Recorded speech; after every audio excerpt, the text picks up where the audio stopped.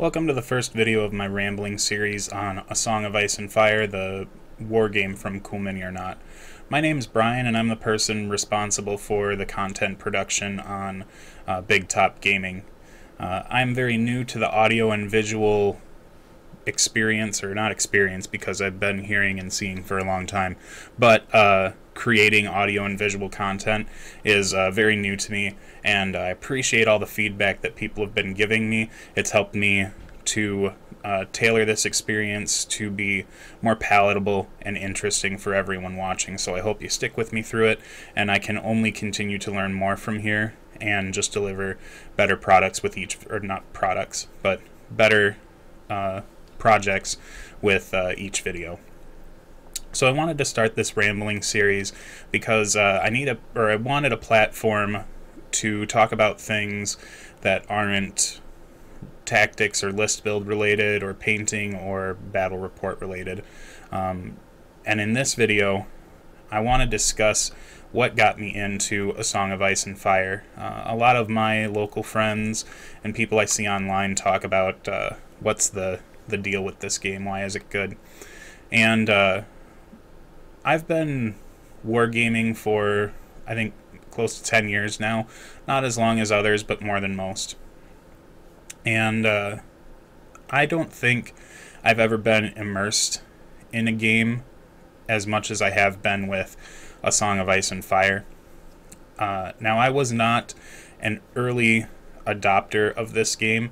I didn't get interested during the Kickstarter campaign. I did not get interested on the first retail release. It wasn't until the Night's Watch starter box came out that I had purchased the models. And I purchased them mostly to paint them and display them in my home.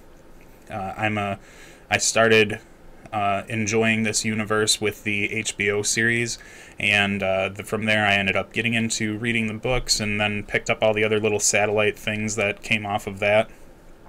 So having the models to just paint and display was fine enough for me.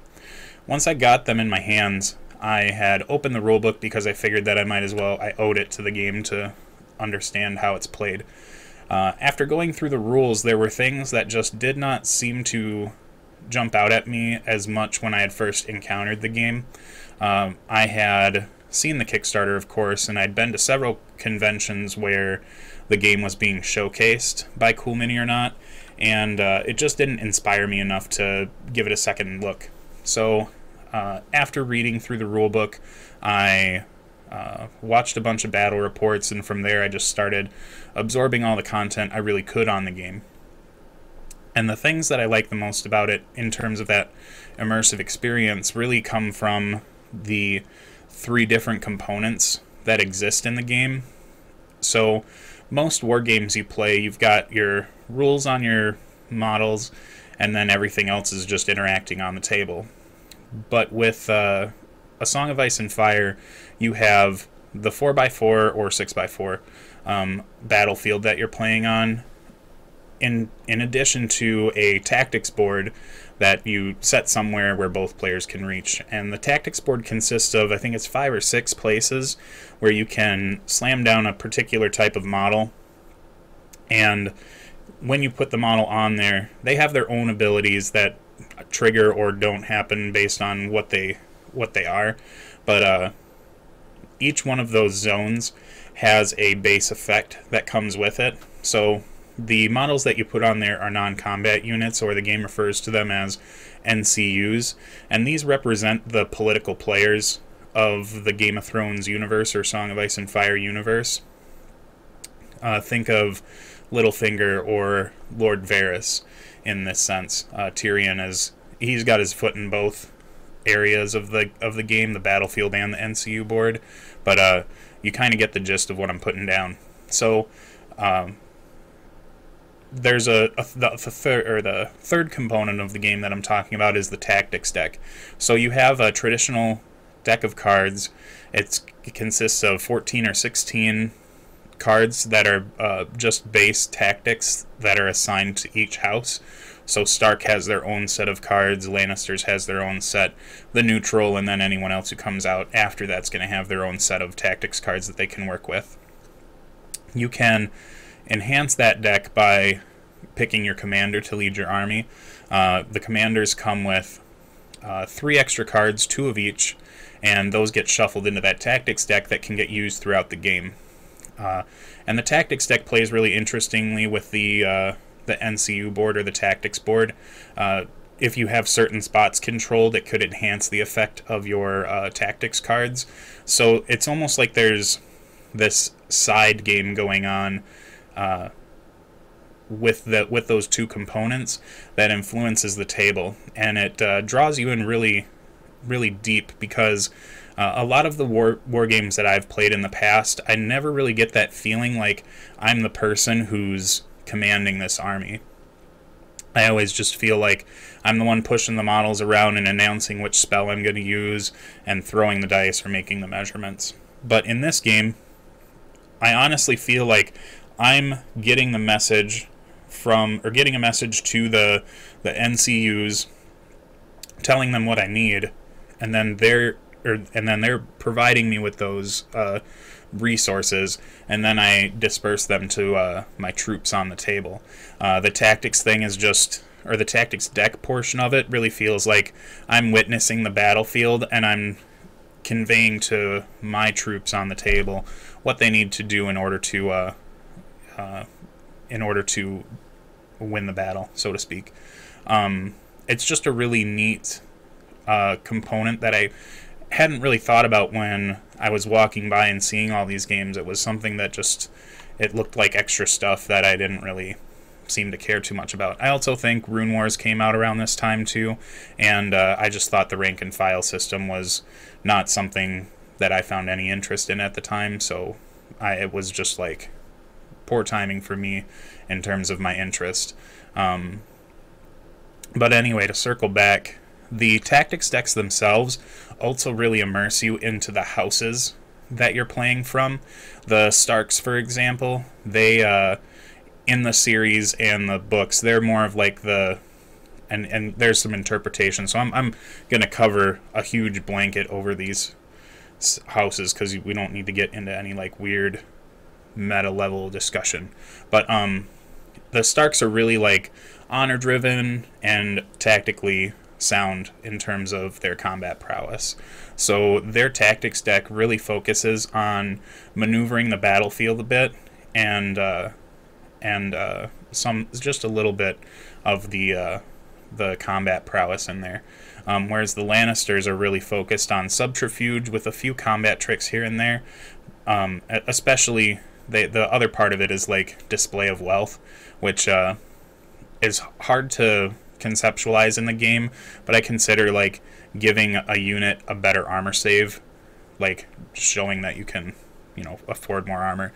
Not that I'm trying to get really fluffy in the game, because that's not typically the player I am. I'm mostly from a War Machine background, so a lot of my attention that I pay to the game is very formulaic. Like I look at the game as a game and not so much an experience, because the game didn't really provide me a lot of opportunity to get immersed like that. And maybe that's also partially my fault too, because I wasn't trying to get immersed in the game, I was just trying to play it. But I feel like that in other games, that doorway of getting immersed into the game is a little bit more tricky to get to, whereas with Song of Ice and Fire, the entryway is blown right open, like it's a barn door. You can walk through it almost instantly in terms of getting involved in the game that deeply. The other thing about the game in terms of immersion is that if you're familiar with all of the story, I mean, even just watching the series, you get enough of it, but the models themselves, within their rules, the characters at least really have this idea that conveys who that character was in the story. Catelyn Stark is, at least in the game, she's very support heavy and just tries to make the best out of, tries to bring things up to be the best that they can be. And I think that exemplifies a bit of her demeanor in the IP. So once you start looking at it, you'll pick out the little things. They've really done a great job of trying to say, or trying to assign an identity to these characters that we are familiar with. I think it was, in general, the game is very elegantly designed, even if it took me a little while to figure out that. I would recommend it to anyone who's a fan of the series, because I think if you like the series, you'll eventually on some level, you will enjoy this game. The next thing I want to go into is how easy it was to get into this game. So I'm going to push aside the individual faction starter boxes for right now and just focus on the main starter set, the 2-player starter box. It's Stark vs. Lannisters. It comes in at, like, I think 150 roughly retail, which is it's about what you would expect for the market standard for a 2-player starter box. Between 100 and 150 is usually where those things land anyways, so not too much of a jump to get into it. For someone who's not a existing wargamer, it might be a little bit tough to chew on that, but the things I'll say next are going to try and alleviate your reservations about picking it up. Most 2-player starter boxes for wargaming end up starting out so low in point level that it almost feels like it's more of a teaser into the game and not a starter.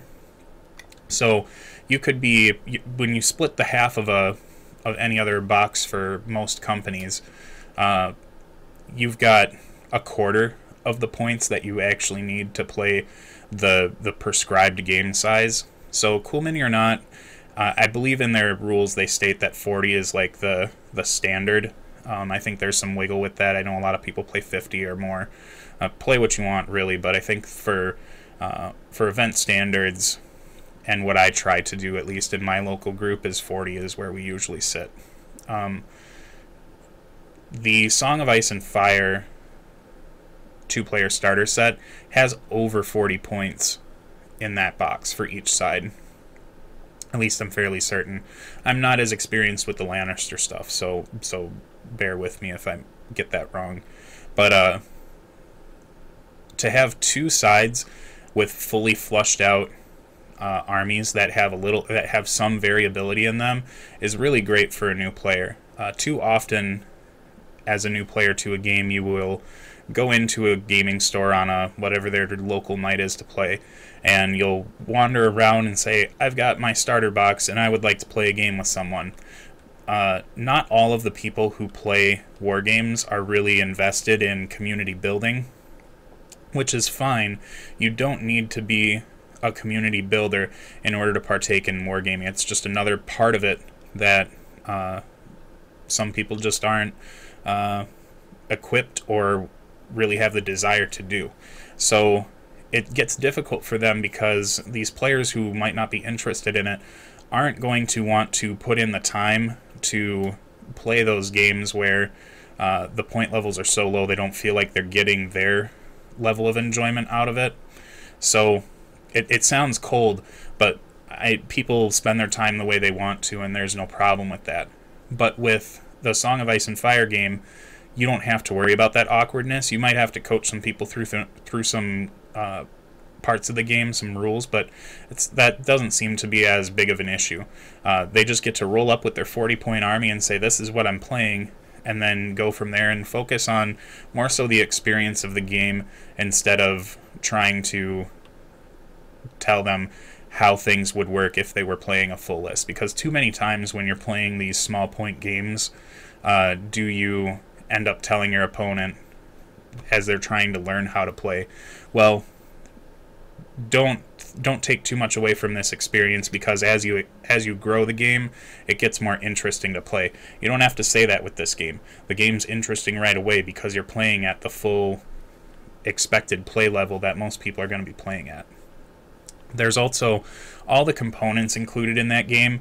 The shelf to table time is super slim. It's really just how long does it take you to open the box, punch out the stuff, and digest the rules. It comes with the measuring sticks, comes with dice that you can share between your opponent if that's what you need to do. The models are really easy to discern from one another, mostly because they're colored plastic. The movement trays are all in there, so they're not another component that you need to pick up in order to enjoy the game. It's just a really well designed entry into the game. There's no like baby step, if you will. It's just you're in it and you're ready to go as soon as you figure it out. The rules themselves are also pretty easy to digest for this game. It's, I think, less than 50 pages in the rule book, and there's plenty of art and diagrams in there to take up some of that space. But once you've got the understanding of how the activations are supposed to work and what things you can do, the game becomes very quick to just play. You might have to refer to the book every once in a while to get some of the nuances figured out, but for the most part those are easy to find too, because the book's organized in a way that is simple to figure it all out. You don't have to search through a big index and find all these subsections and then locate the one word you're looking for just to find out that that is just a reference to the one word and you got to go to another page. It's very straightforward and easy. That being said, the inclusion of the NCU board and the tactics deck, in addition to the rules on the models, they shore up some of that simplistic rule set to make the game tactically deep and interesting. So I don't think that this is one of those games that suffers from the 7-page rule problem where you just don't feel like there's enough going on in it to be able to feel like you're actually playing a unique game. Some of the models, and this is just a slight criticism I have, but as more models get released, it seems like that's becoming less of a problem. Some of the models look like they're starting to blend a little bit.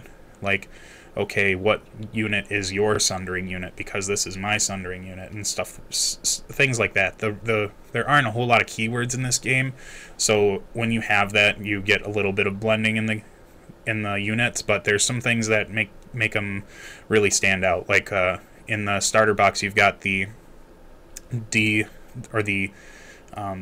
backwards growth on the berserker attacks. So as they die, they get more strong, or they throw more dice.